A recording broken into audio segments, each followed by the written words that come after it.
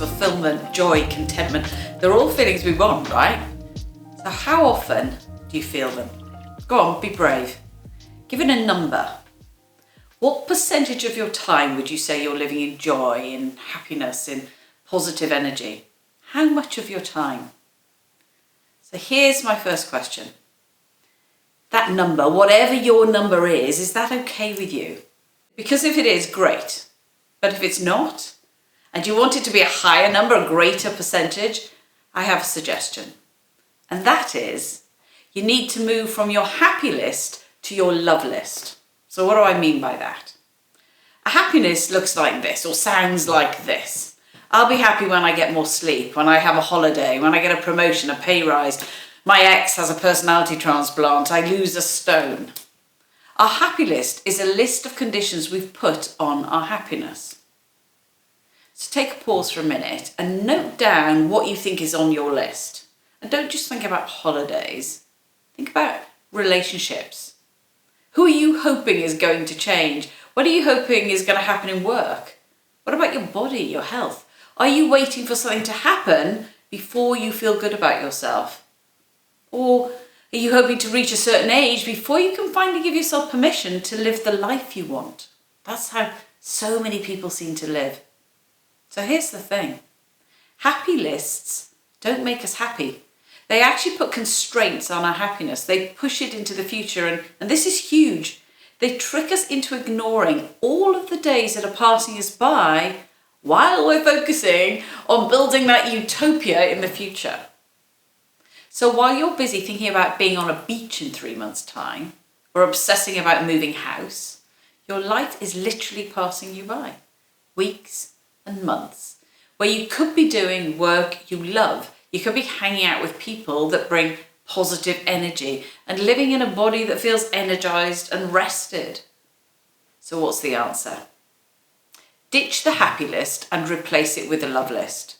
A list of things you love doing. And then, this is miraculous, start doing them. Build your life around them. Do you love drawing? How often do you do it? Do you love spending time with your best friend? How often do you see them? Love reading? You get the idea. So these are just small examples, but it also applies to the big things.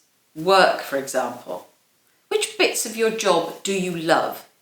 Of all the hours you spend working, what percentage are you actually thriving? Feeling really creative, curious, connected with others in a positive way. You feel like you're actually achieving something. So here's my second question. What stories are you currently telling yourself that are stopping you from creating the life you want? If you want to start doing more of the work you love, then you need to really start noticing what that is and move towards it. You need to tell people about it. You need to look out for opportunities to learn in that area and then move in that direction. It blows my mind. It's amazing what happens when we redirect our energy to what we want and away from what we don't want. The same applies with relationships. Think about a key relationship you're in for a minute. How much time, when you're together, do you spend doing things that you both love? Or are you still in the realm of your happy list in that relationship? I'm going to be happy when she changes, or when we have some more money, or when we have more sleep, or when we go on holiday, or when we get a bigger house, or when the kids leave home, or when I retire. Are you still doing that in your relationship? So many people go, it'll be better when I leave this job, or it'll be better when X. So think about that. When you're together, are you doing the stuff you love? So when you shift to a love list, you actually get to decide what things you both enjoy, and you get to start doing them. So many people in coaching, they complain that the spark has gone out of their relationship, but how much time are they actually spending igniting that spark? Now, I'm not a Girl Scout, I can tell you that, but I think a fire needs kindling.